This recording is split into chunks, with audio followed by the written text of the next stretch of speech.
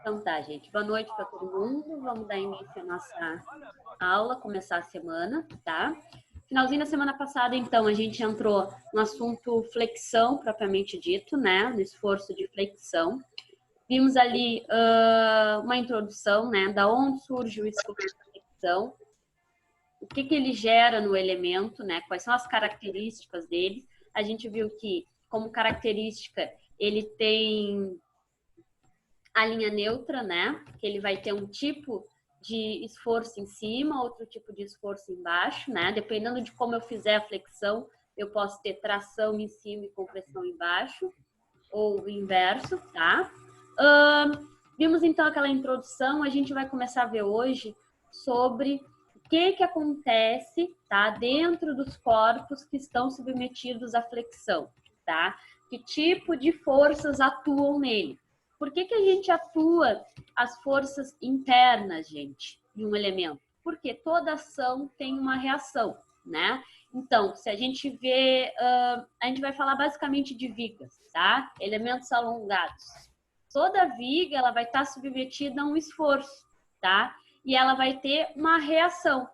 Calculando esses valores de reação, a gente vai saber se ela vai suportar, tá? Aquele força que ela está sendo submetida ou não, né? Normalmente, gente, o que acontece bastante também? Em vez de projetar, eu já tenho vigas prontas, tá? E calculo o quanto ela aguenta de esforços para aplicar ela. É outra opção. Não necessariamente eu preciso projetar. Eu posso calcular para utilizar aquela viga já pré-determinada, tá? Tenho dois materiais diferentes, gente, hoje. Botei a aula de sexta-feira no ar, tá? Que me perguntaram. Como sexta-feira a gente entrou num assunto novo, que não caía no trabalho, eu botei ela só hoje para não confundir quem estava fazendo o trabalho e quis revisar as aulas, tá? Mas já tá lá a nossa aulinha de sexta-feira. O assunto que a gente vai entrar hoje, ele tem na apostila de vocês, tá? Ali. Só que eu achei que tá muito direto. Eu preparei um material extra, tá? E falar de forma mais detalhada sobre o assunto que a gente vai ver hoje, tá? Então, no finalzinho da aula eu mando esse material para vocês. É um complemento só, mas tem lá na apostila. Só um complemento para facilitar o nosso estudo. Depois eu mando para vocês. Vou mostrar para vocês aqui o material que a gente vai usar hoje.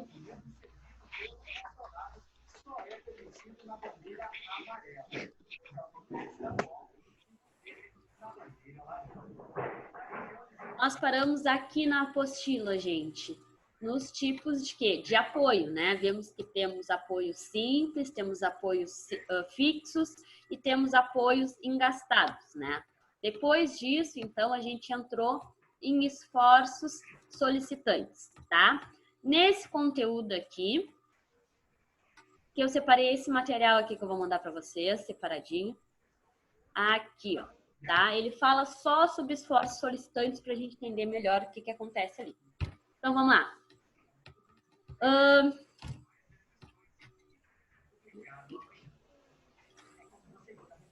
Até o momento, né? Vimos, então, em resistência dos materiais, o comportamento dos materiais de forma externa, né? E agora a gente vai ver ele de forma interna, justamente para suprir, tá? Essa lei de ação e reação. Né? Entendendo como ele se comporta componente, a gente sabe a que esforço ele pode ser submetido. Né? Então, aqui tem uma introduçãozinha. Quanto à definição, então, gente, inicialmente, essa é a simplificação que a gente faz, na verdade, né? A fim de facilitar o cálculo. Inicialmente, imagina-se uma barra rígida, tá? AB. A gente sempre vai lidar os apoios, tá, gente? Pode ter bibliografias um pouco diferentes, mas 90% dos exercícios das bibliografias vocês vão encontrar como nomenclatura dos apoios letras maiúsculas, né? Só para diferenciar o apoio A, o apoio B, o apoio C. Deixa eu anotar o colega aqui.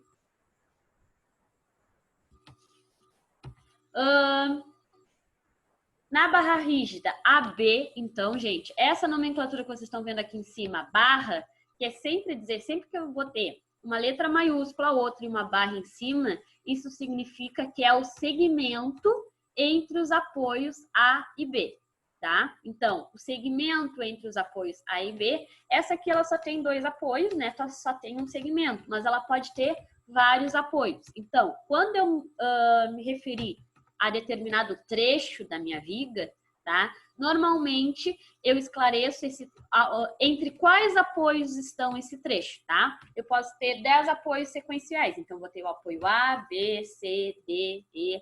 Em vez de escrever tudo entre os apoios de valor tal e apoio de valor tal, eu escrevo a letra de cada apoio e a barra em cima, que é para dizer que é o segmento entre aqueles apoios.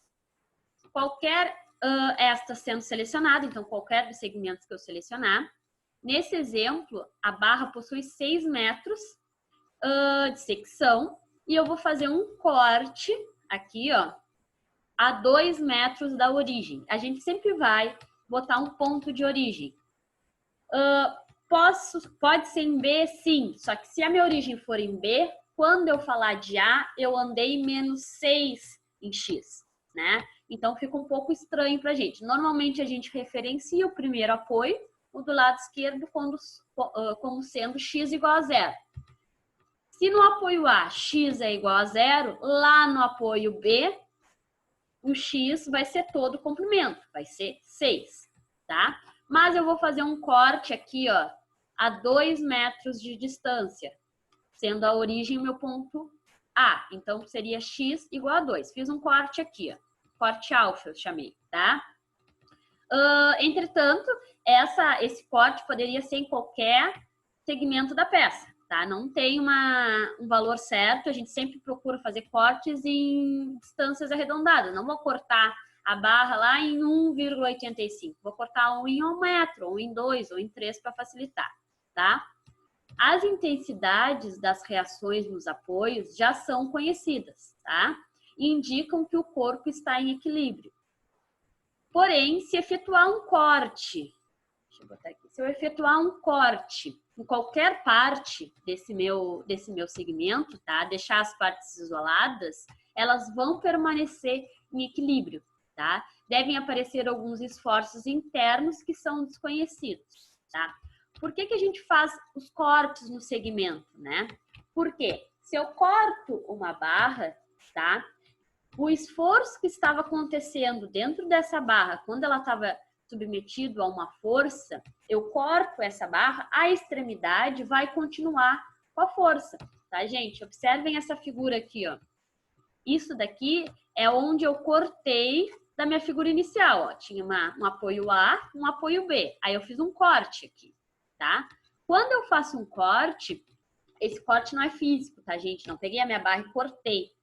Corte que a gente fala é para dizer que aquele segmento é naquele ponto em que nós estamos estudando, tá? Então, a gente enxerga só uma parte, o segmento do elemento como um todo, tá? Nesse segmento aqui vão surgir esforços internos. São esses valores de esforços internos que eu vou calcular, tá? Porque é o esforço interno que ele pode ser submetido, tá? Que vai me dizer se aquele equipamento, aquele componente vai aguentar ou não, tá? Pode-se dizer, então, que no centro de gravidade dessa secção devem aparecer esforços internos, tá? Por que a gente estudou centro de gravidade, gente? Porque quando a gente faz um corte em uma peça, né, a gente vai estudar a seção transversal da peça. O que é isso? Tem uma peça longitudinal, eu faço um corte, então eu estudo a face dela. Só que eu vou estudar lá onde é no centro de gravidade, porque é lá que acontece todas as minhas reações, tá? Então é por isso que a gente precisou aprender a calcular o centro gravitacional de todas as peças, tá? Em geral, as vigas ou elas são quadradas ou elas são circulares. Então são as peças mais fáceis de se achar o centro de gravidade, tá? Mas em teoria ela poderia ter qualquer forma, tá? Então, os cálculos de reações nos vínculos, tá? Os vínculos é a mesma coisa que apoio, onde são somadas forças em X e em Y, tá? E também são calculados os momentos, tá? Porque a viga, ela pode estar submetida ao momento. O que são os momentos, gente? É uma força de giração, tá? Ela vai fazer ou no sentido horário ou no sentido horário, como mostra essa figura aqui, ó. As resultantes nas seções de corte de ambos os lados, tá? Devem ser tais que produzem a situação original quando as duas partes forem ligadas novamente. Ou seja, pelo princípio da ação e reação, devem ser de mesmo módulo, mesma direção e sentidos opostos. O que quer dizer isso, gente? Aqui, ó, aparece a minha barra inteira, tá? Com um corte. Por que eu faço esse corte? Para representar, para enxergar o que está acontecendo internamente, tá? Só que se eu corto uma barra ao meio, tá? Em uma extremidade eu vou ter uma ação, na outra extremidade eu vou ter a reação. Observem aqui o desenho, ó. Fiz um corte no segmento de 2 metros, tá?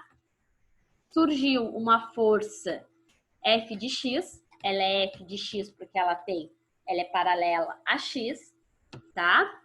Uma força F de Y, tá? Porque vai surgir sempre 3 tipos de força. Uma força em X, uma força em Y e um momento, tá? Sempre que a gente faz um corte, surgem essas 3 forças. F de X, F de Y e o momento. Ah, professora, mas como é que eu vou saber se é para cima, se é para baixo, se o momento é horário ou anti-horário? Não precisa saber, gente. Por quê? Porque na outra extremidade eu vou ter a reação. Qual vai ser o sentido? Não tem problema, tá? O importante é que na outra face eu bote ao contrário. Por exemplo, fiz o corte, então deste lado aqui ficou o apoio A. Eu disse que o F de X, tá, é da esquerda para a direita. Aqui, ó, F de X é da esquerda para a direita. Se nesse segmento o F de X ficou da esquerda para a direita, na outra parte tem que estar ao contrário. Tem que estar da direita para a esquerda, porque eu tenho uma ação e eu tenho uma reação, tá? Elas têm que ter sentidos opostos, tá? Então, eu poderia ter dito que essa daqui tá da direita para a esquerda. Essa aqui tem que ser oposta, tá? O F de Y serve a mesma coisa. No segmento, nesse primeiro segmento aqui de corte, eu disse que o meu F de Y é para baixo. Então, na outra parte, tem que ser para cima, tá? O momento, a mesma coisa. Eu disse que ele tem sentido anti-horário. Então, a outra parte tem que ter sentido horário, tá? Sempre o inverso. Vou precisar calcular tanto os desse lado, desse segmento, quanto os desse segmento aqui? Não, porque eles têm mesmo módulo, mesma direção e sentidos opostos. O que é módulo, gente? Módulo é valor, tá? Módulo é um valor só. Se a F de X no primeiro segmento ali vale 2, no outro segmento vale 2. Isso é módulo, é só o valor. Não refere o sinal, tá? O que é direção? É o meu caminho. Dizemos assim, ó.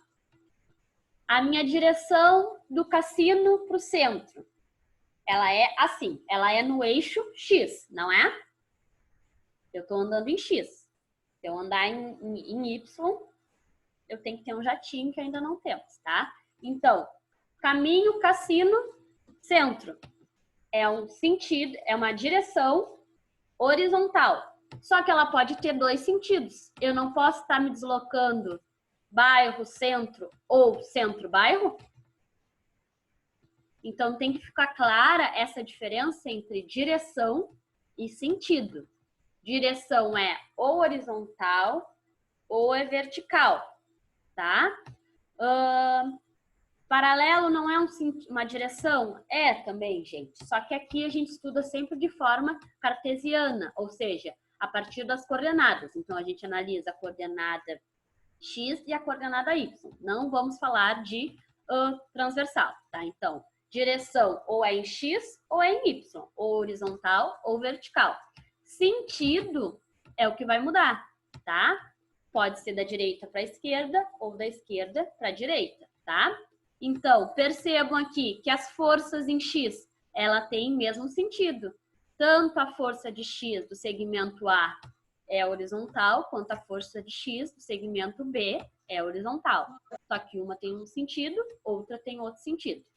Então, para a força em X, para a força em Y e para o momento, tá? Essa regra é vigente. Elas têm mesmo módulo, mesma direção e sentidos opostos, tá, gente? É que nem um esforço se eu empurrar alguém, né? E, em teoria, se a pessoa fizer a mesma força que eu fizer nela, tá? A gente vai ter mesmo módulo, mesma direção, mas sentidos opostos, porque cada um vai para trás, tá? Vamos falar, então, dos tipos de esforços, tá? Definição de esforço normal, então. Gente, o que é o esforço normal? É a forma atuante no sentido da peça, a qual pode ser calculada a partir da tensão normal, tá?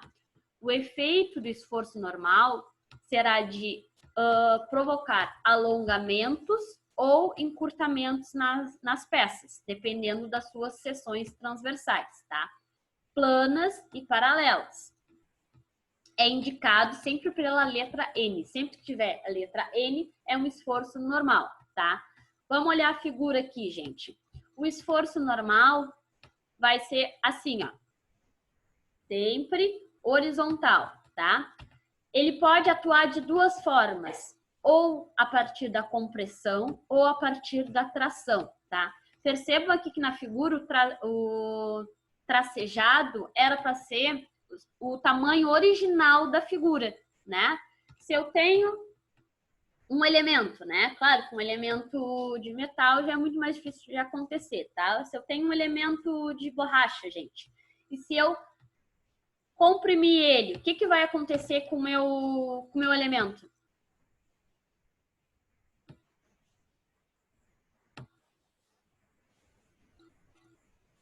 O que vai acontecer? Menor é muito relativo, né? Ele vai ficar menor em qual coordenada? Ele vai ficar menor na coordenada X, não vai? Só que em contrapartida ele não vai ficar mais alto? Sim. Né? Então, quando eu tenho compressão, acontece como essa figura aqui, ó. No comprimento ele vai ficar menor, mas na altura ele vai ficar maior, porque ele precisa compensar, né?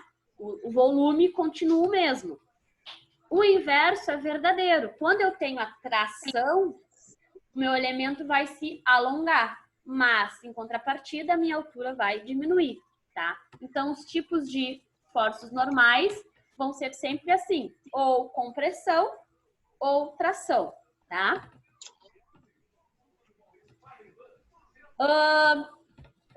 Olhando em uma aplicação, tá, gente? De esforço normal, então. Pode-se agora analisar uma ação do mesmo, um exemplo de aplicação, tá? Então, imagina-se uma viga de comprimento L engastada, tá? O que é a viga engastada? Ela é fixa, né?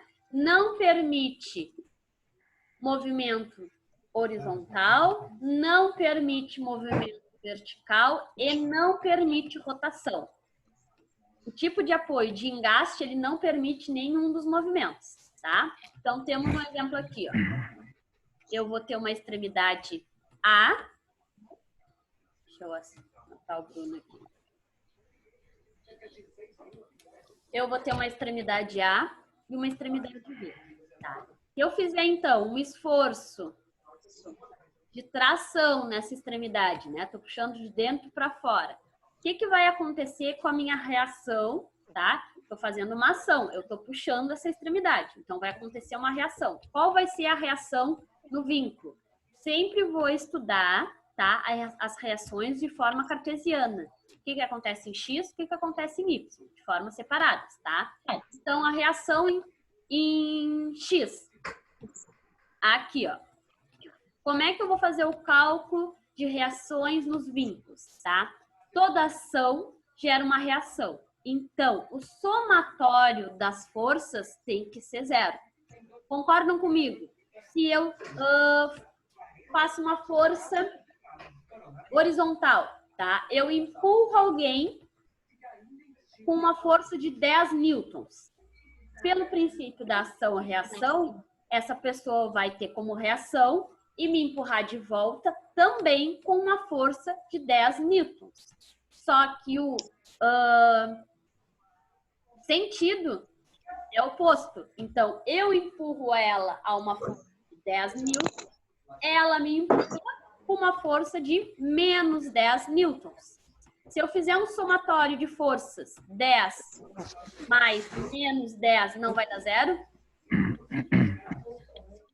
Então, o princípio do plano cartesiano é que o somatório, tanto nas forças em x, tem que ser zero, quanto as forças em y vai ser zero. Nesse caso aqui, gente, teria necessidade de eu fazer o somatório das forças em y? Estou aplicando alguma força? Não. Se eu não estou aplicando uma ação, eu não vou ter uma reação. Então, o somatório de forças em y desse é zero, tá? Vou usar a mesma regra para o somatório de forças em x, porque em x eu estou aplicando uma força F. Então, esse símbolozinho que parece um E significa somatório, tá? Soma de todos os elementos. Somatório das forças em x tem que ser igual a zero. Então, consequentemente, F, tá? Vou somar tudo que eu tenho em x. Eu vou ter F para um lado. Se eu puxo de um lado F, o que vai acontecer na outra extremidade? Eu vou ter uma reação, né? Eu chamei aqui essa reação de RHA. Por que R de HA? Tá? Porque é a reação do apoio A na coordenada X, tá? Então, se força é para um lado, a reação vai ser para o outro lado, tá?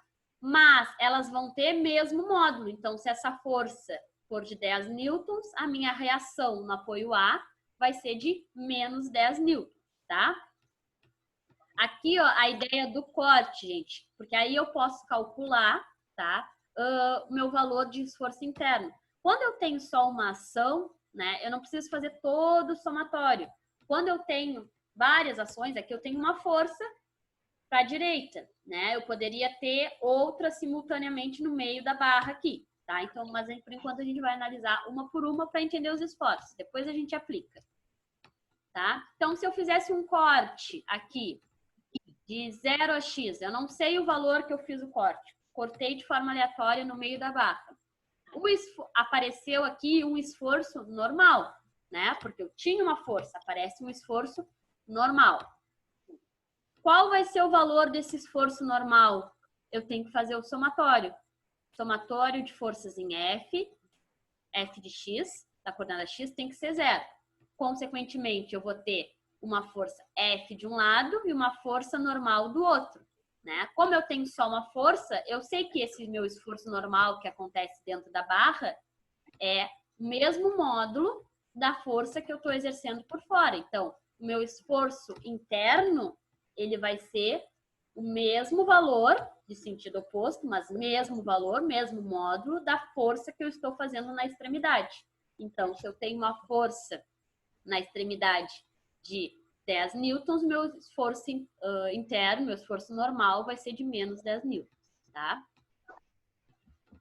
Entendido, então, o que é uma força normal, gente? Que ela sempre vai ter esse comportamento aqui. Vai ser ou uma força de compressão ou uma força de tração, tá?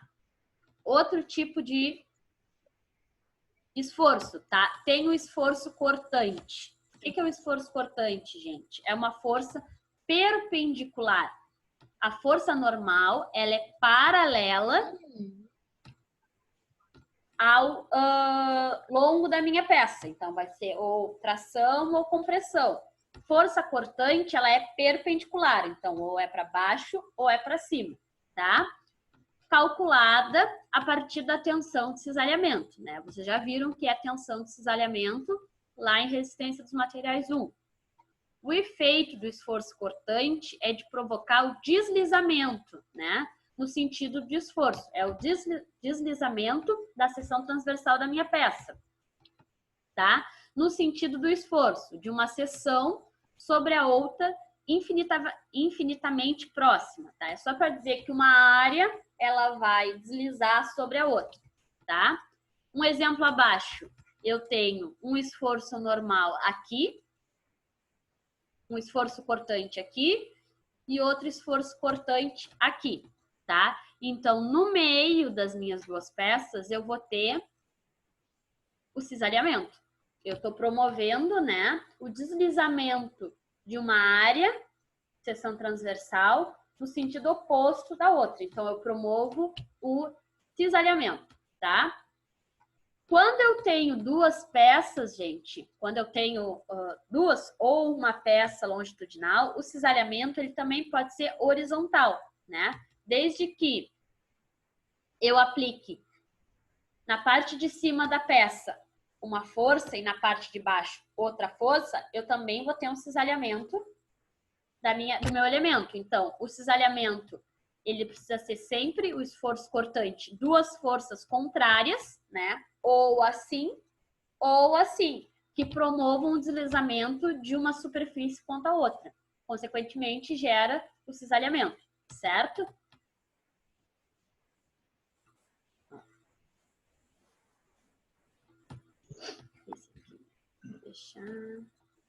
Aqui é o que eu fiz junto com o esforço normal, vou representar no esforço cortante, tá? É a mesma barra engastada, eu tenho uma força P aqui, ó, tá?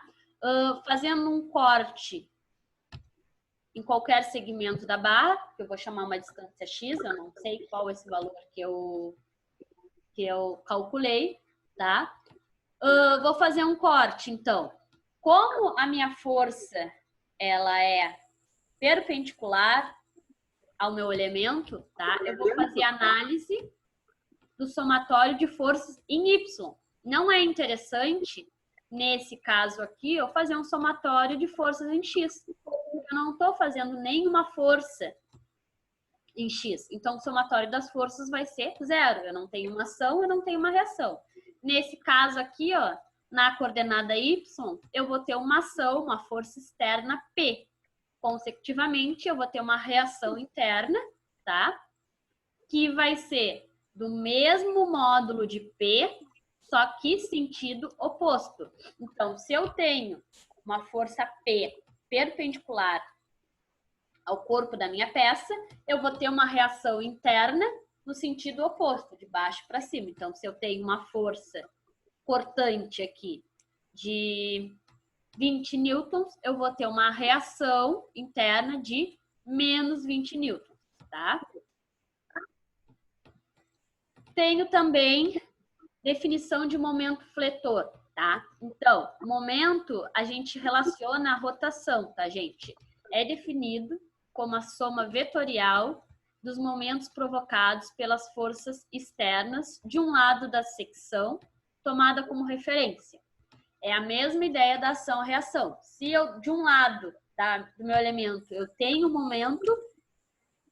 momento de reação do outro lado do meu elemento também, tá? O momento fletor, ele tende a flexionar a peça como resultado de tensões normais de sinais contrários na mesma secção, ou seja, tende a fazer um giro na peça, tá? No seu próprio plano, cumprindo uma parte de distanciamento à outra, tá? O que eu quero dizer isso, gente? O que é o momento? Se eu aplicar uma força exatamente aqui no meio do meu lápis, esse lápis ele não vai flexionar. Quando eu flexiono esse elemento aqui, o que acontece nas extremidades do meu apoio? Ele não vai tender a girar. Eu tô sem meu palitinho aqui hoje, né? Meu lápis eu não vou flexionar. Mas se ele tá apoiado aqui, aplico uma força no meio, ele vai tender a girar nas extremidades. Reparem aqui, ó.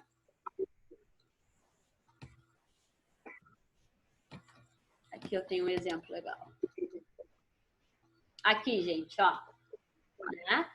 Apliquei uma força P no meio do meu elemento. Consecutivamente, né? Ele vai flexionar. Se eu analisasse só essa extremidade em cima do apoio, não está acontecendo movimento de rotação ali?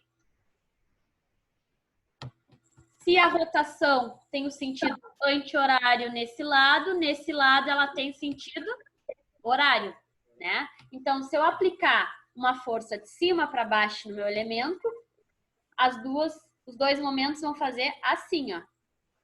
Um primeiro horário, segundo anti-horário. Agora, se eu aplicar uma força de baixo para cima no meu elemento, não vai fazer uma curva para cima? Então, ele vai rotacionar dessa forma aqui, tá? Então, o que a gente entende como momento? É quando eu aplico uma força no segmento do meu componente.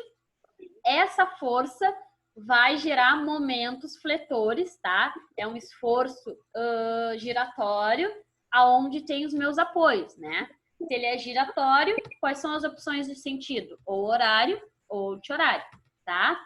Então, eu vou ter ou esse primeiro caso, ó, eu aplico uma força de cima para baixo, ele vai rotacionar como se fosse para dentro da minha peça.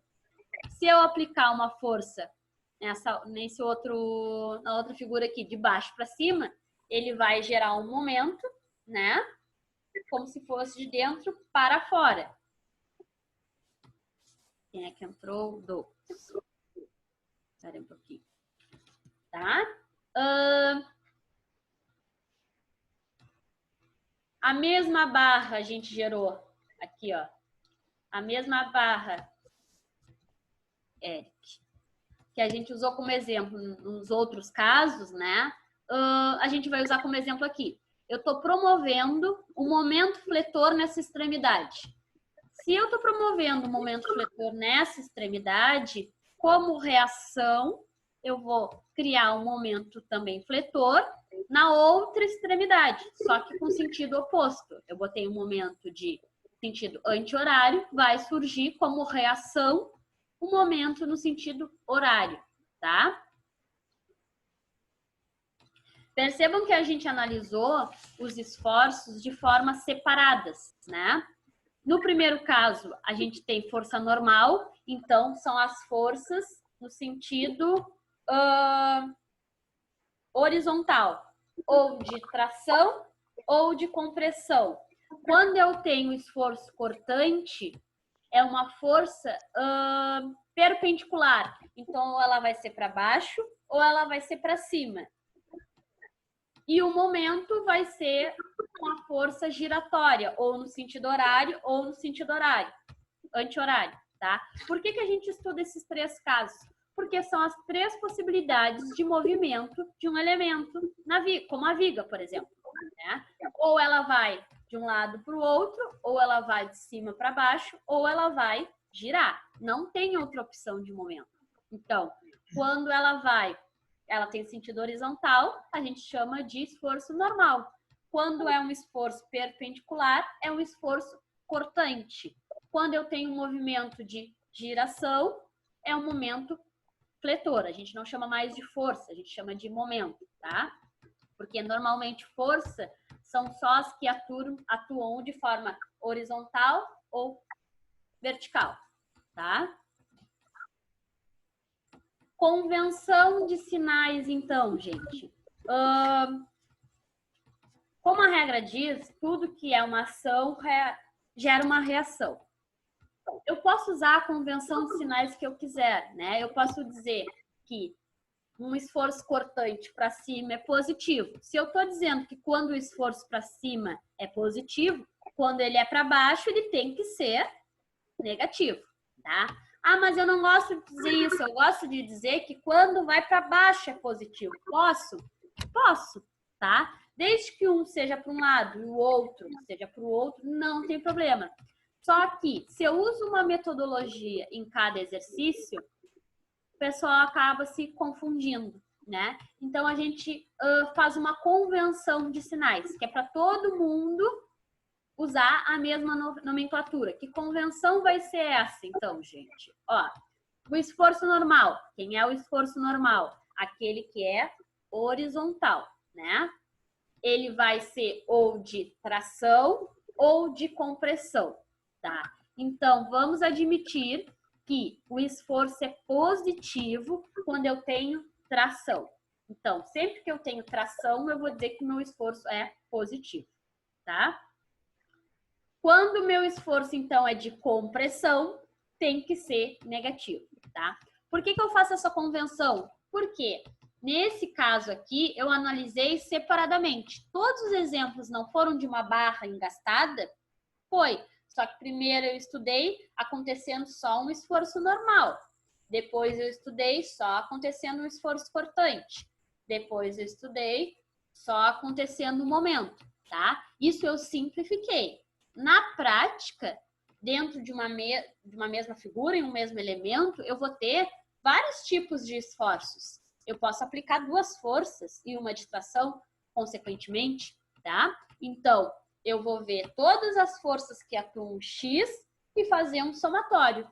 Vou ver todas as forças que atuam em Y e fazer um somatório. Se eu vou fazer um somatório, eu preciso ter a convenção de quando é positivo e quando é negativo, né? Então, quando eu tenho esforços de tração, vai ser positivo. Quando eu tenho esforços de compressão, vai ser negativo, tá? A convenção para esforço cortante, tá? É positivo quando as projeções se originam no sentido dos eixos, tá? Ou negativo no caso contrário, tá? Por que falou que o esforço cortante junto com o sentido horário? Ah, mas eu acabei de falar que esforço cortante é o quê? De cima para baixo ou de baixo para cima, né? É isso que gera. Só que eu tenho que analisar, gente, esse esforço, porque ele vai gerar uma rotação. Por isso que eu analiso no sentido horário e anti-horário. Por exemplo, tem uma viga engastada. O que é? Uma viga presa de um lado. Como é que vai ser o esforço cortante? Ou vai ser para baixo, ou vai ser para cima. Dos dois modos, eu não promovo um giro na minha peça? Se eu fizer uma força assim, eu não vou girar meu elemento? Então, se eu promover uma peça que está no sentido anti-horário, ela vai ser negativa. E se eu promover um esforço de baixo para cima, que faz com que o elemento gire no sentido horário, vai ser positivo. Tá, deixa eu aceitar o colega. Quem é que entrou? O Jean, né? Foi Jean? Tá? E o momento fletor, gente? É positivo se tracionar as fibras inferiores da barra ou negativo caso contrário, tá? Essa é a definição do livro, tá? Mas o que eu acho mais interessante? Ver a convenção de sinais por aqui, ó, tá? Se ela gerar esse tipo de momento, o primeiro aqui, ó, nesse sentido, como se fosse de fora da peça para dentro da peça, eu vou chamar de positivo, tá? Se eu promover esse outro sentido, que é de dentro da peça para fora, eu vou dizer que é negativo, tá? Então, vou mandar esse outro material para vocês aqui, tá? O que a gente analisou, porque ele esclarece mais os cálculos, mas tudo que a gente viu sobre os esforços tem aqui, gente, inclusive a convenção de sinais, tá?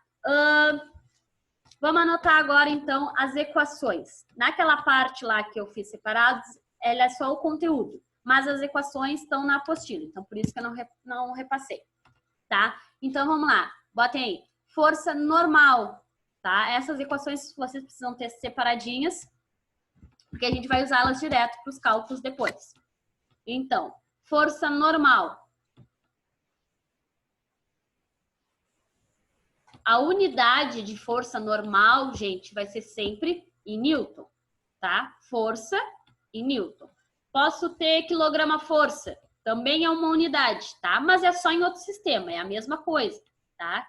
A unidade de força é em Newton, em quilograma-força, se for em outro sistema, tá? Por que eu falo em outro sistema? Porque a gente usa o sistema internacional, usamos como distância metro. Sistema inglês vai ser em polegadas, tá? Mas a unidade é distância. Então, força normal vai ser sempre em newtons, tá?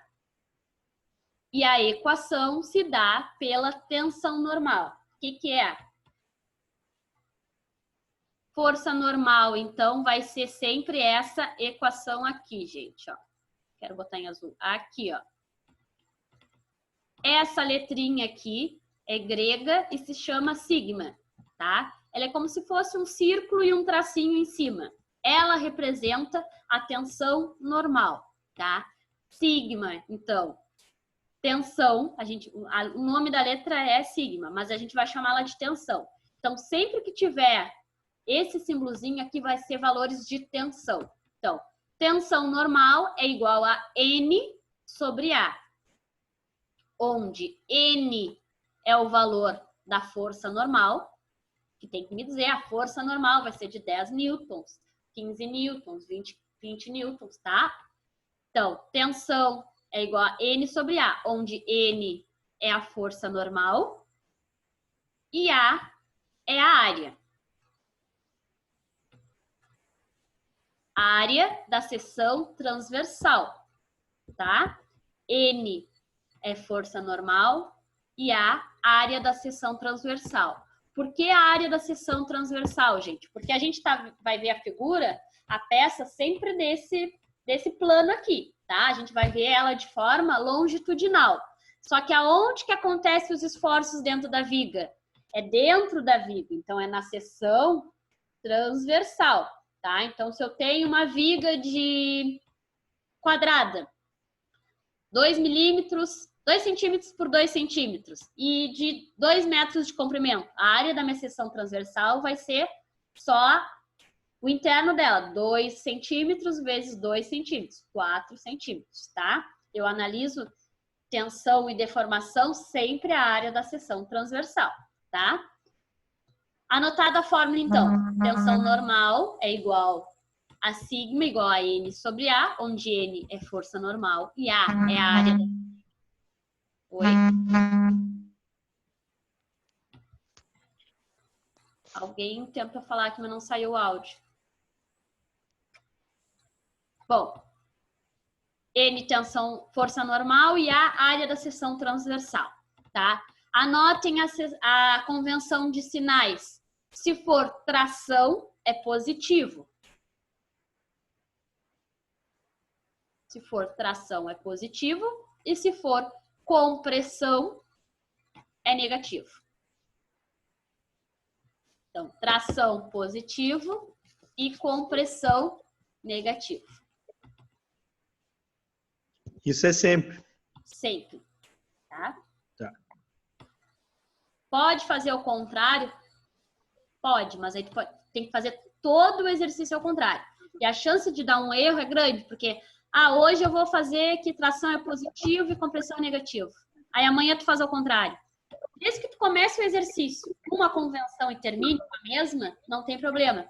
Só que o que acontece às vezes? Se eu não faço uma convenção, eu estou fazendo o exercício aqui, é tração, eu botei positivo. Lá na segunda parte eu esqueci que eu botei isso. Aí eu botei o contrário, tá? Então, não é uma regra. Não posso dizer que o único correto é assim. Esse é só uma convenção. Então, a gente seguia por ela e, de preferência, bota sempre assim. Sempre que eu tiver tração positivo, sempre que eu tiver compressão negativo. Vamos para a força cortante. Equação da força cortante, então, gente. Anotem essas duas aqui, ó. Tá? É outra letra grega, essa daqui, ela se chama tal. Por que em um tipo de força eu uso sigma? Por que o outro tipo de força eu uso tal? Tá? Porque todas as forças que são tensões, eu uso sigma, que é a bolinha aquela que a gente usou anterior. Qual é o diferencial, gente? A gente tem que passar a entender o que são tensões e o que são deformações. Vocês viram isso lá no início da disciplina. Tensões, tá? Eu vou aplicar vai acontecer uma deformação ali no meu elemento. Quando eu paro de aplicar força, ele volta ao normal, tá? É como se fosse uma deformação elástica, digamos assim. Mas é só aplicação de uma tensão. Eu estou só aplicando, eu não estou deformando. Por exemplo, esse meu lápis aqui, ó, tá?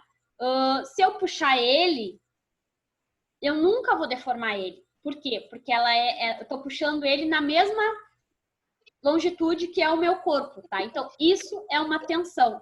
Sempre que for forças que não promovem a deformação, vai se chamar tensão e eu uso aquele símbolozinho lá. Então, a força normal promove tensão ou promove deformação? Promove uma tensão, né? Se eu puxar isso aqui, posso romper, mas eu nunca vou deformar ele puxando ele no mesmo sentido que é o meu corpo. O cisalhamento, como a força cortante promove cisalhamento, o cisalhamento deforma a força. Então, não é tensão, e sim deformação. Quando é deformação, a gente usa essa letrinha aqui, ó, que chama tau, tá? Então, anotem essas duas equações aqui, ó. Tá? A primeira é a mais simples, é a que a gente mais vai usar. O tau ali, né?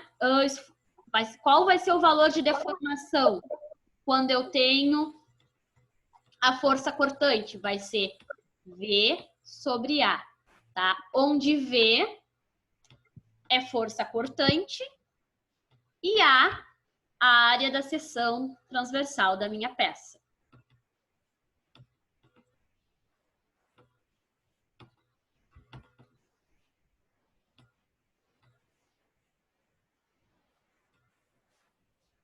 Ou, tá?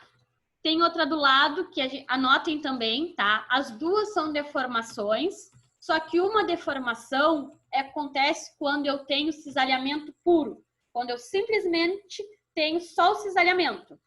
Dependendo de como for o meu movimento, pode ter o cisalhamento e esse cisalhamento também gerar, tá? Um momento, ou seja, dependendo da onde eu aplicar a minha força cortante, ela pode flexionar. Se flexionar uma barra, o que acontece nos apoios? Não surge um momento? Então, eu posso só cisaliar ou eu posso também cisaliar e ter um momento. Então, por isso que a gente tem essa outra fórmula aqui, ó. Tau também, só que é V vezes Q sobre B vezes I. Esse I grande é de inércia, daquilo que a gente calculou, tá? Deixa anotadinho essa fórmula aqui, mas a gente vai usar ela só mais adiante. A que a gente vai usar agora é a mais simplesinha aqui, V sobre A. Deformação é igual a força cortante sobre a área da seção transversal, tá? Todo mundo anotou essas duas aqui? Qual é a convenção, então, gente? É aquela ali que a gente falou. Imaginem essa barra aqui, tá? Se eu cortei em S, a minha extremidade é em S. Então, se eu tenho uma força aqui, eu tenho que analisar a minha outra extremidade, tá? Essa força F aqui. Se eu aplicar uma força F, tenho que deduzir que aqui está engastado, tá? Se eu estou aplicando uma força numa extremidade, eu vou dizer que a outra extremidade está fixa. Se eu promover uma força F, cima para baixo, como que vai girar a minha peça? No sentido horário, não é? Positivo, sentido horário. Se eu tenho de cima para baixo, vai no sentido horário. Quando ela gira no sentido horário, ela é positiva. Então, podem anotar. Se a barra gira no sentido horário, é positivo.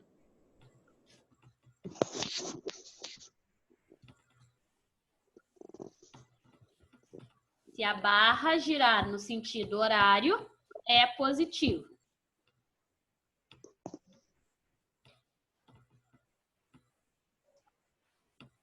Depois, se a barra girar no sentido anti-horário,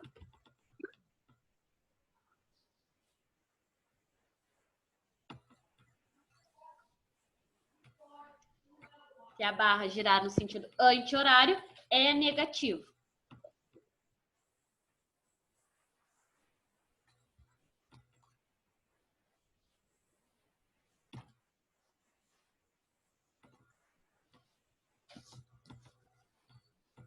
Tá, gente. Aí vem uma questão que a outra turma uma vez me perguntou. Tá, professora, mas se eu... Olhem bem para minha viga aqui, ó. Tá? Eu posso aplicar uma força aqui, eu posso aplicar uma força aqui, eu posso aplicar uma força aqui, tá? Se eu aplicar uma força aqui, ela não vai girar no sentido horário? Vai. Se eu aplicar no meio, não vai girar em sentido anti-horário? Vai. Aí me perguntaram, tá, professora, se independente da onde eu aplicar, ela vai girar no sentido horário, eu não posso dizer que sempre que for uma força cima para baixo, ela vai girar no sentido horário também? Não era mais fácil, então, em vez de falar do giro, só disser, que se for uma força de cima para baixo, é positiva. Não, gente, porque normalmente, tá? A gente tem o engaste da peça, a gente tem a referência deste lado aqui, tá? Como vocês estão vendo, eu tô aplicando uma força nessa extremidade, se eu aplicar uma força nessa extremidade, eu tenho que segurar a outra. Então, aplico e giro. Mas o que me impede de querer aplicar uma força nessa extremidade aqui? Não posso querer aplicar nessa?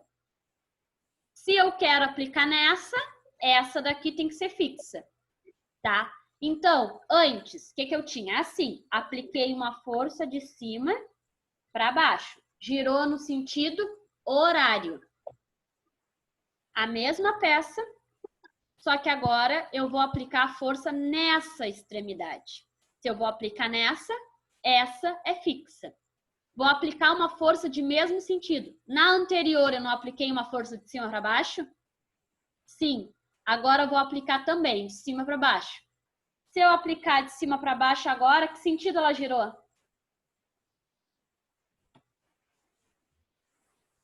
Anti-horário. Anti-horário. Então, por isso que a minha referência é o giro, tá? Normalmente a gente usa esse caso aqui, mas nada me impede de usar assim. Então, como eu vou analisar, é sempre assim. Vou ver onde eu vou aplicar a minha força. Se eu vou aplicar a força em uma extremidade, a outra é fixa. Aí aplica a minha força. É de baixo para cima, é de cima para baixo e vejo qual é o sentido que vai girar. Se for horário, positivo. Se for anti-horário, negativo. Deixa eu anotar o colega aqui. Ô, Natália. Oi. E se eu, no caso, empurrar ou com a esquerda ou com a direita? Né? Uma das duas. Como assim? Se tu empurrar com a mão direita. Tá, minha direita. Isso. Ela fica horário, não é isso? Depende. Se for de cima para baixo ou de baixo para cima. Ó, se for de cima para baixo, vai ser horário. Horário. Mas se for de baixo para cima, de baixo para cima é anti-horário. Anti-horário. Se eu trocar aonde eu for aplicar minha peça, também inverte. Porque antes eu estava assim, aplicando a força aqui e aqui. Posso aplicar a força na outra extremidade. Agora, se for de cima para baixo, vai ser anti-horário. Mas se for de baixo para cima, horário. Então, eu tenho que ver onde eu vou aplicar e ter a minha referência. A minha referência é o que vai me dizer se é horário ou não. Mas o que a gente tem ali é horário positivo, anti-horário negativo. Tá? Vamos para o momento, então. O momento não tem muito o que explicar. Foi uma convenção que fizeram. Ó. Se ele fizer assim, que a gente diz que é de fora para a peça, para dentro da peça, positivo. Se for assim, que é de fora, de dentro da peça para fora, tem que ser positivo, tá? Antes disso, anotem a equação, tá? Do momento, que é essa daqui, ó. É o mesmo sigma, não é? Por que é o mesmo sigma? Porque momento, girar uma peça, ela gera uma tensão. Ela não gera uma deformação. Tudo que é tensão vai ser o símbolozinho do sigma, tá? O que vai ser a equação? M é o valor do momento,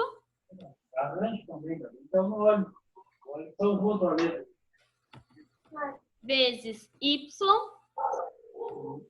Y é a coordenada, a altura que eu vou aplicar. E o I é inércia. Tá? Essa é a equação.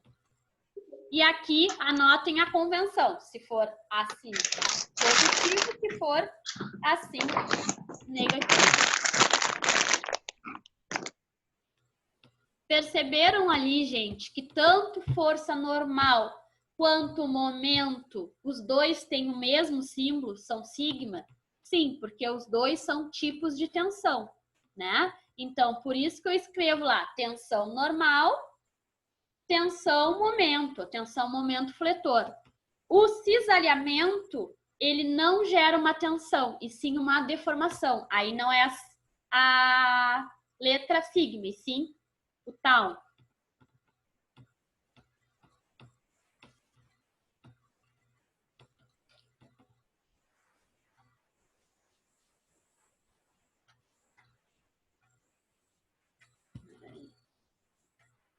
Tá.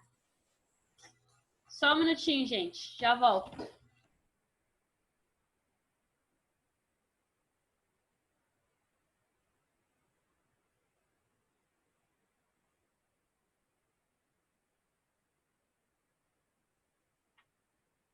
Deu brete, hein?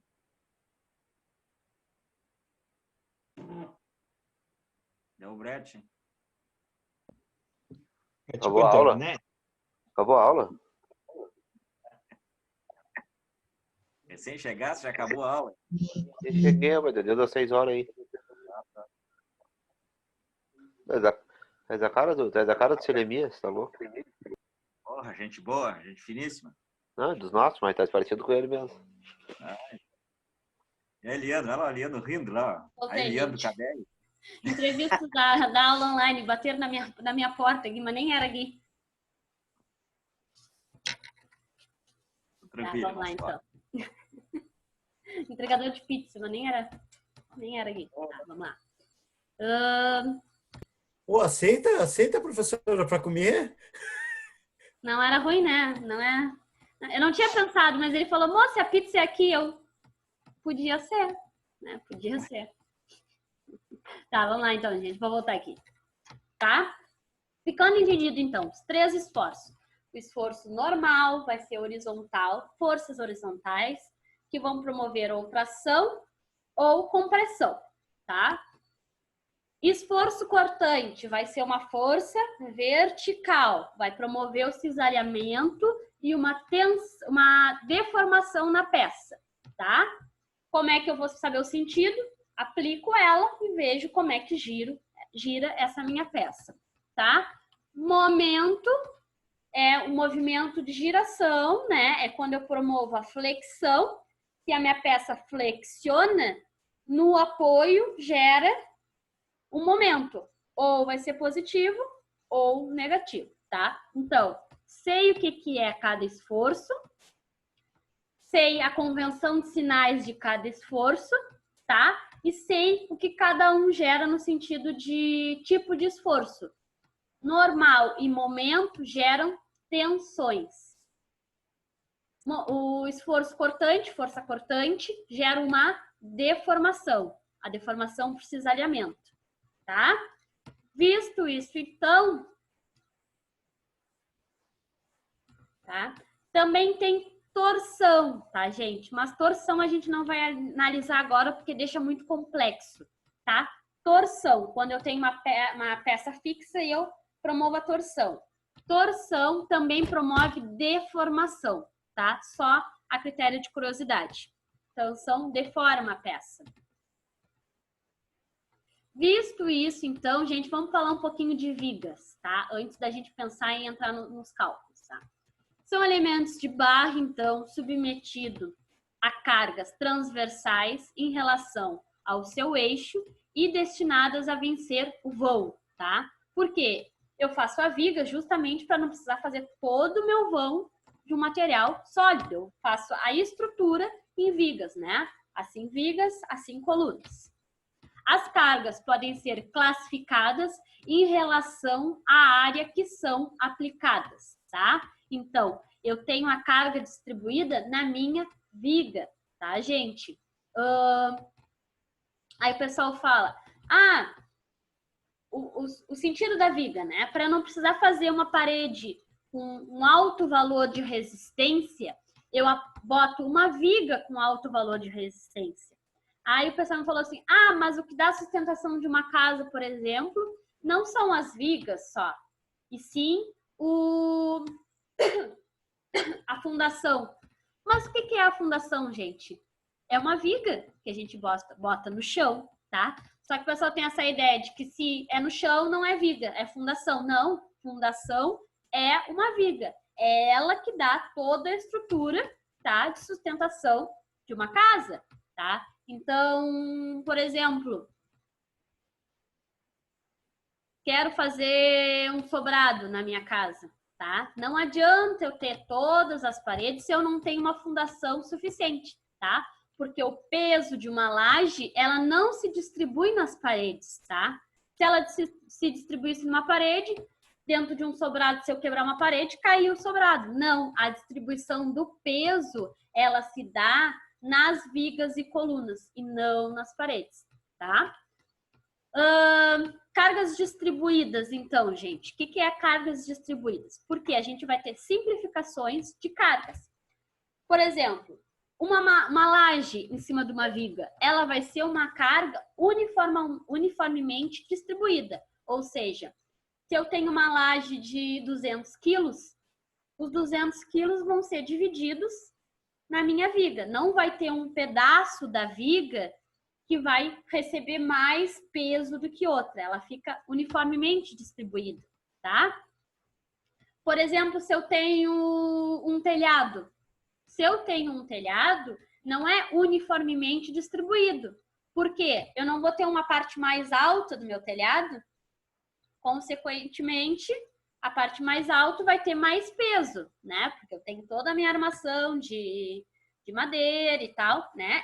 Na parte mais alta vai ter mais peso que a parte lá mais baixa, tá? Então, eu vou ter o quê? Um triângulo. Então, existem alguns tipos de cargas distribuídas que são as mais comuns, que são essas que a gente vai ver aqui, tá?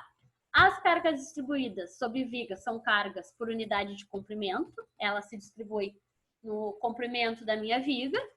Essas cargas uniformes ou variáveis podem ser apresentadas por uma carga concentrada equivalente, tá? Eu quero saber aonde que toda essa minha carga distribuída ela vai se concentrar. Então, eu calculo esse ponto de concentração para não precisar ficar calculando ela no decorrer do corpo da minha viga, tá? Então, que tipos de carga eu tenho? A mais comum, carga uniformemente distribuída. Ela sempre vai ser representada assim, ó, gente.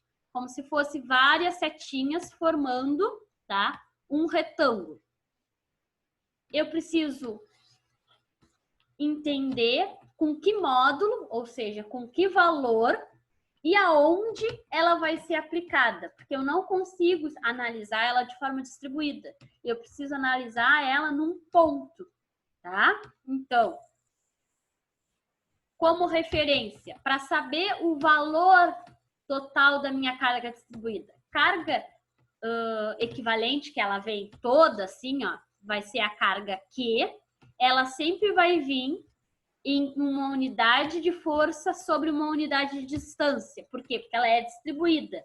Então, é sempre quilonewton sobre metros. O que quer dizer isso? Tantos quilos sobre 1 metro, tá? Então, a unidade da carga equivalente é newton sobre metro. O valor, o módulo que ela vai atuar de forma pontual, que é o que eu quero calcular. Basicamente, eu quero pegar uma carga distribuída e fazer ela ser aplicada em um único ponto para eu poder analisar. Só que eu tenho que saber quanto vai valer essa carga distribuída se eu botar ela em um único ponto e aonde vai ser esse ponto. Então, como é que eu encontro o valor dela? O módulo dela vai se dar por essa equação aqui, ó, em carga uniformemente distribuída. Então, anotem aí, carga uniformemente distribuída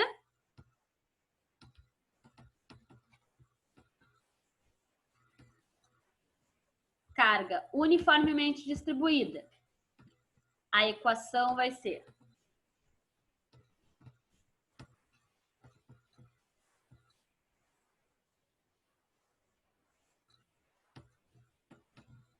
carga uniformemente distribuída é a primeira. Então, botem aí embaixo. R igual a Q sobre A. Assim como eu botei em azul aqui, ó.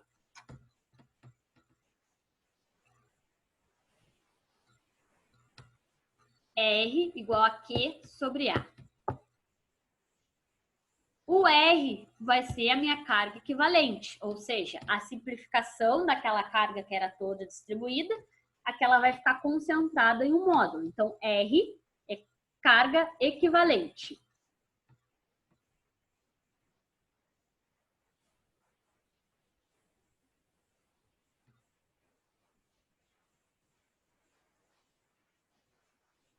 R, carga equivalente. O Q é a carga, só a carga, que é aquela que está distribuída ainda.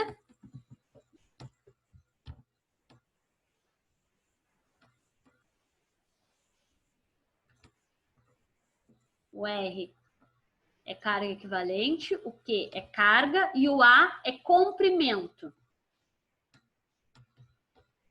E o A é comprimento.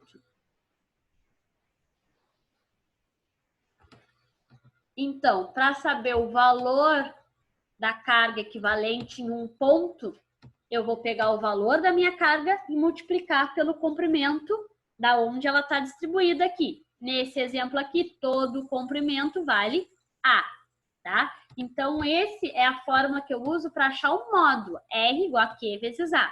Só que eu também preciso achar a distância desse ponto, ou seja, sei quanto vale a carga naquele ponto. Mas aonde está esse ponto, tá?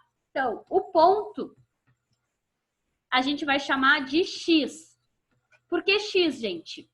Tá todo aqui, o A é todo o meu comprimento da peça. Se eu for distribuir ela em um retângulo, eu vou distribuir ela exatamente no meio, tá? Então, a minha carga ela vai ser equivalente nesse ponto aqui. A que distância da origem está esse ponto aqui? Se está no meio, vai ser A dividido por 2, tá? Então, ponto de aplicação da carga, anota aí, ponto de aplicação da carga, ponto de aplicação da carga,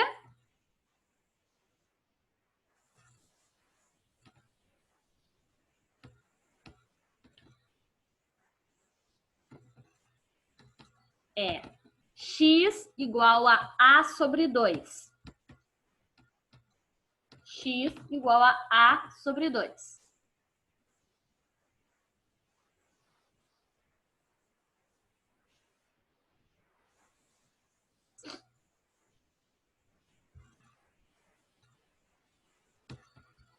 Ok? Todo mundo anotou? Ponto de aplicação da carga, X igual a A sobre 2. Essa formulazinha aqui em azul.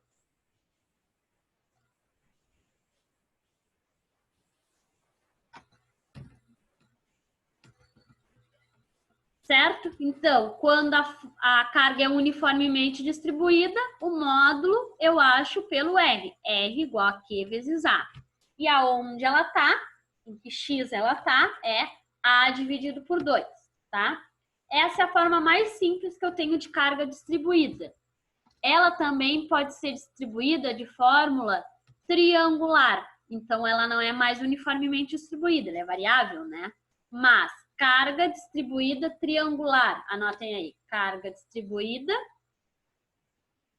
triangular.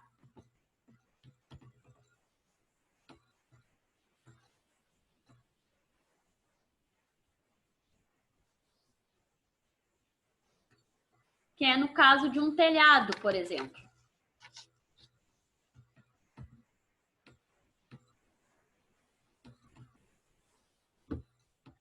No caso da triangular, qual é o valor de R? No caso da carga distribuída variável triangular, o R, gente, vai ser essa equação aqui, ó, que eu botei em azul. R igual a Q vezes A dividido por 2.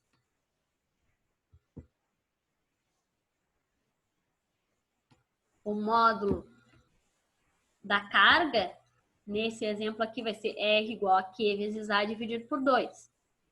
Q, vocês já notaram o que que é? Q é o valor da carga. A é o valor do comprimento, ali embaixo. É o mesmo, as mesmas letras. Dividido por 2, porque agora é um triângulo, não é mais um retângulo. Então, eu divido por 2, tá? Então, no triângulo, o R vai ser Q vezes A dividido por 2. Achei um módulo. Só que eu também preciso achar a distância, né? Ou seja, ela vai ser aplicada aqui, ó. Em vez de ser todo esse triângulo, ela vai se concentrar em um único ponto. Aonde vai ser esse ponto? Vai ser aqui onde a seta está apontando, ó. Onde a seta está apontando. Mas a que distância fica esse ponto? Como é que eu sei a distância? Eu sei a distância a partir dessa equação aqui, ó. Anotem. X' igual a 2 vezes A dividido por 3.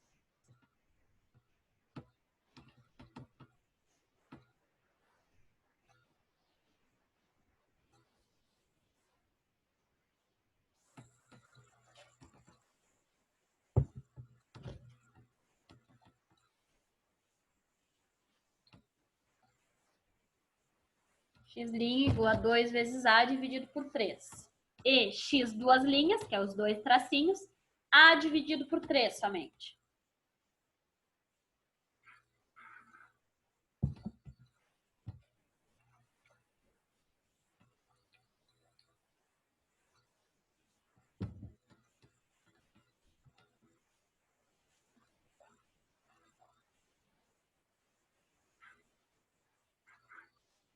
Todo mundo anotou? O que é o X' e o que é o X duas linhas, gente? Olhem a figura aqui, ó. Peguei toda a carga e concentrei em um único ponto. Como é que eu sei o valor dessa carga? A partir de R. R é Q vezes A dividido por 2. Como é que eu sei a distância que está esse ponto em que está concentrado? R' é essa distância aqui, ó. Calcula com 2 vezes A sobre 3. 2 vezes o comprimento, divide por 3, eu acho essa distância. R' vale esse trecho aqui, ó, que está em azul. Tá? E X duas linhas vale esse outro trecho aqui. Tá? Nem precisava ter uma equação de X duas linhas, né, gente? Porque olhem só. Se tudo isso fosse A valesse 5, tá? O comprimento total da minha carga distribuída vale 5 metros ali. Se eu calculo X' e sei que o X' é 3, se tudo tinha 5 e esse pedacinho tem 3, quanto tem que ter no que sobra? Se todo o comprimento da minha carga distribuída vale 5, ou seja, se tudo isso aqui ó, que eu botei em azul vale 5, eu calculei lá o X' e descobri que esse pedaço aqui tem 3, quanto tem esse pedacinho aqui? 2. 2, os dois que sobram, tá? Nem precisava ter uma equação, mas tem, porque se eu quiser saber essa distância aqui, eu calculo X'. Se eu quero saber essa distância aqui, eu calculo X duas linhas, tá? E a última que a gente vai ver é a trapezoidal. Tá? É quando ela é bem parecida com o triângulo, gente. Só que qual é a diferença? Percebam que ela é alto aqui, ó. Ela é como se fosse um retângulo e em cima um triângulo, tá? Vou botar aqui a diferença para vocês verem. Olha aqui como é que é o triângulo. É o triângulo direitinho. Aqui, ó, chega em 0. Nesse cantinho aqui. Na trapezoidal, ela é alta. É como se fosse um retângulo embaixo, mais um triângulo em cima. Você viu aqui. Tá? Então, como é que eu sei o módulo? Como é que eu sei o módulo, né? O valor da carga quando ela é trapezoidal. Quando ela for trapezoidal, ela vai ter essa equação aqui, ó. R igual a P mais Q dividido por 2. Tudo isso vezes A.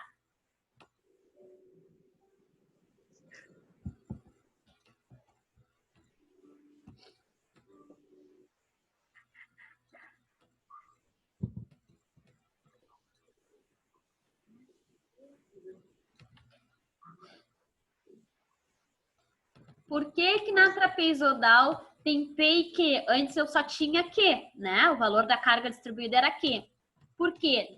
Na trapezoidal sempre vai vir dois valores de carga, porque vai vir um valor de carga neste cantinho e vai vir outro valor de carga nesse campo. Então, uma carga chama Q, que a gente já chamava, e a outra vai chamar de P. Então, para fazer a equivalente, pegar toda aquela distribuída e concentrar em um ponto, para eu saber o valor desse ponto, eu calculo a partir de R. P mais Q vai ser o valor das duas cargas dividido por 2 vezes A. A é sempre o comprimento, né, da minha carga, que é aqui, ó, A. Beleza. Sei calcular o módulo. Quero calcular a distância que tá, né? A minha carga distribuída tá a essa distância. Quanto vale essa distância aqui? Essa distância vale todo esse X, gente. É a fórmula mais chatinha, tá? Mas também é só jogar os valores aqui, ó, onde tá em azul. A dividido por 3 vezes 2P mais Q sobre P mais Q.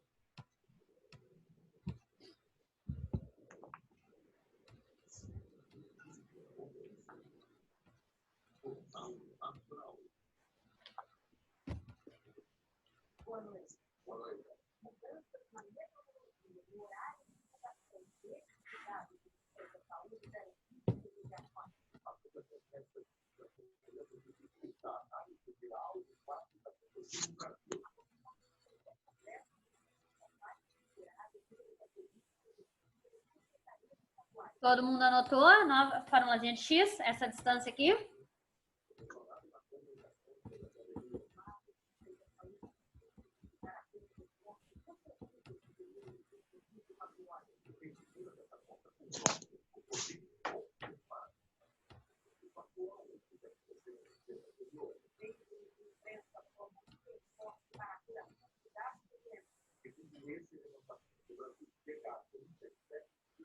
Então tá, gente.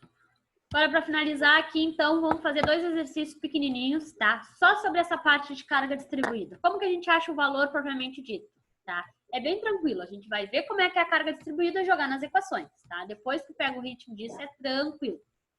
Tá aqui, ó, cargas distribuídas. Esse aqui eu vou passar para vocês também, tá? É daqueles que eu fiz à mão. A carga distribuída que eu tô analisando é essa aqui. Que tipo de carga distribuída é essa? Quando ela é assim, retangular?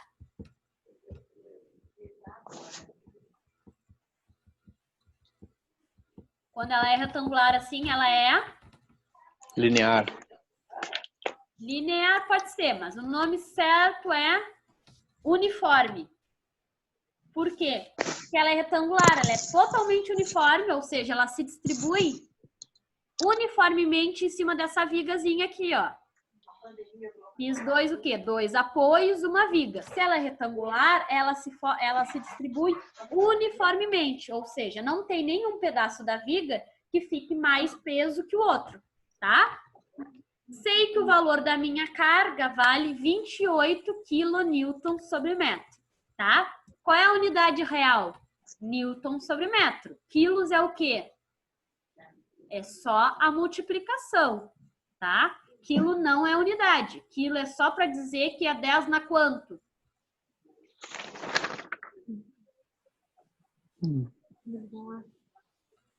10 na 3. 10 na 3, tá? Ou multiplica por 1000, é a mesma coisa. Simplificação de unidade. Só para não botar ali 28.000, botei 28 kN Newton sobre metro. A unidade de carga é Newton sobre metro, tá? Mas carga distribuída sempre vem em Newton, gente, porque normalmente são valores altos. Então, a gente bota em quilo para não ficar tão grande de escrever ali, tá? O valor da minha carga distribuída é 28 kN sobre metro, tá? Quero o quê? Simplificar. O que é simplificar, gente? É fazer exatamente o que eu fiz aqui, ó. Em vez de ser uma carga distribuída, eu quero concentrar ela em um ponto.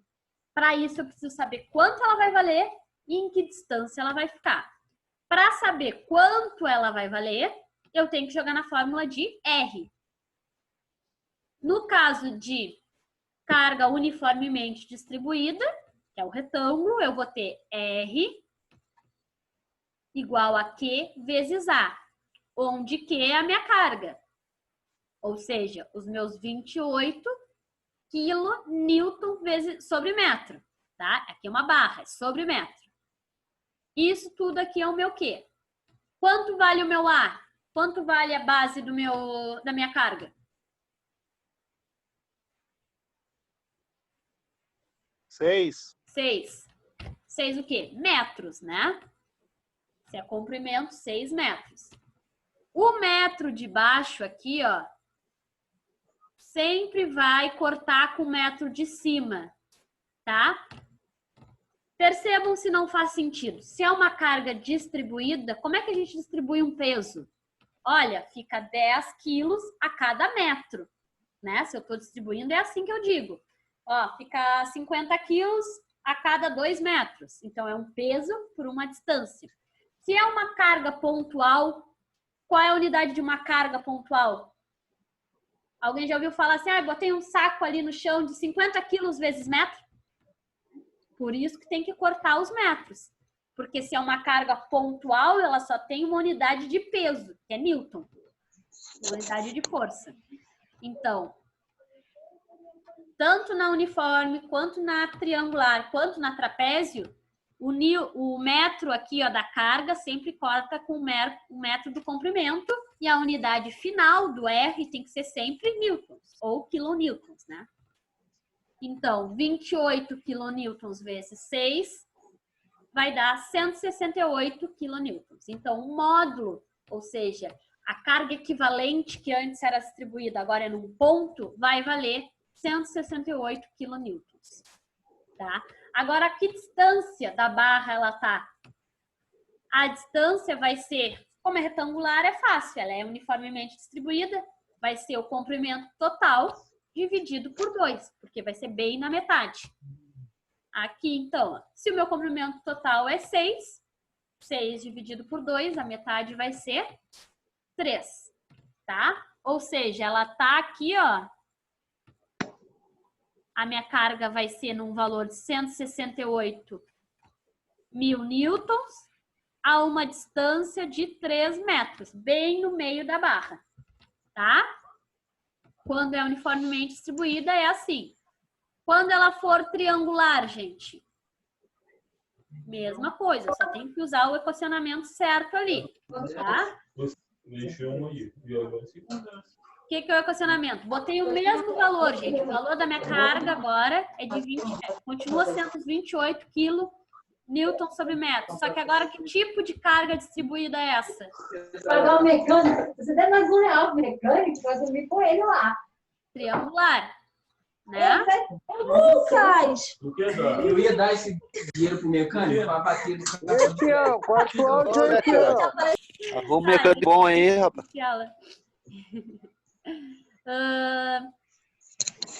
Tá, o valor da carga, gente, 28, então, quilonewton sobre metro. Mesma coisa, eu quero pegar aquela carga distribuída, transformar em um único ponto. Só que quando ela é uniforme, distribuída em forma triangular, qual é a minha equação de R? Essa aqui, ó.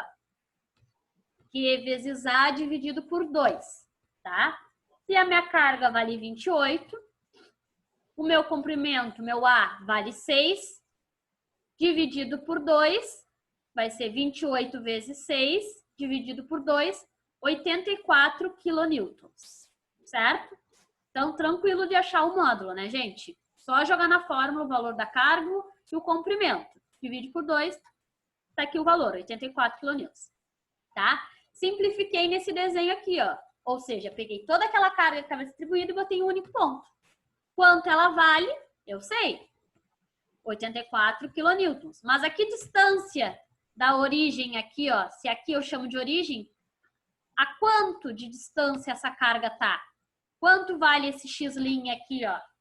Também tenho a equação.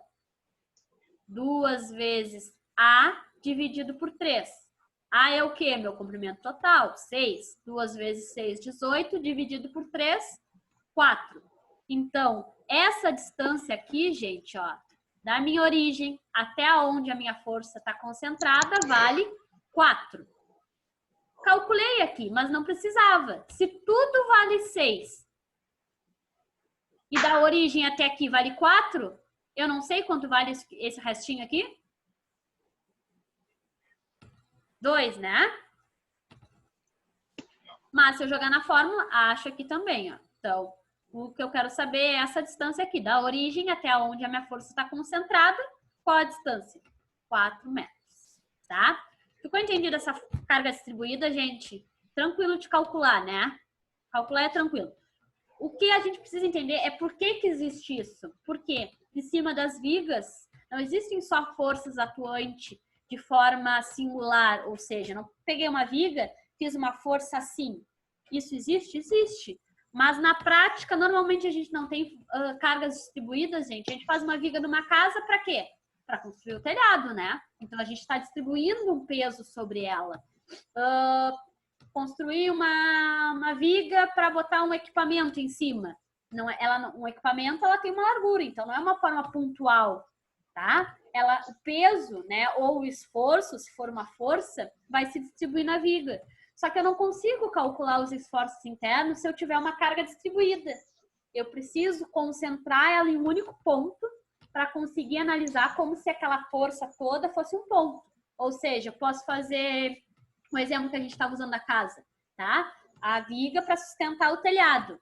Não consigo calcular o telhado como um todo, só que eu posso calcular como o telhado atua em um ponto. Ó, nesse ponto aqui o telhado vai fazer uma força de tanto. Então, é nesse ponto, estudando quanto o telhado vai fazer força em cima dessa viga, que eu vou saber o esforço interno. O esforço interno dela é o quanto ela aguenta, tá? Ficamos entendidos, então, gente? Tá, vou fazer a chamada aqui. E o pessoal do horário aí, ó. Gente, a aula é às 19 horas. A aula é às 19 horas, gente. Não é 19h30, não é 8 horas, tá? Tentem chegar no horário. Quem não chega porque solta mais tarde, aí só consegue...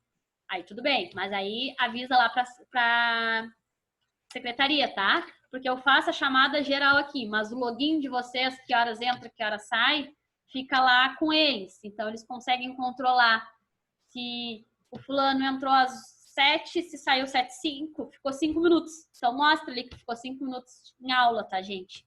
E aí, eles vão bater lá com a minha chamada para ver se vocês estão com a frequência direitinho. Então, já avisei. Vou fazer a chamada. Quem não chamar, se manifeste. Luan, Johnny, Ronaldo, Marcos, Carlos, Fernando, Tainã, Rafael, Leandro Sokovski, Paulo, Isair, Rafael Garcia, Adão, Rafael Gonçalves, Selemias, Leandro Ortiz, Maurício, Felipe, Lucas, Bruno, Douglas, Eric, Jean e Walter. Chamei todo mundo? Então tá, gente. Vou começar a responder agora quem mandou os trabalhos mais tarde. Vou começar a responder aqui. Se eu não responder vocês agora, no máximo amanhã eu tô respondendo, tá?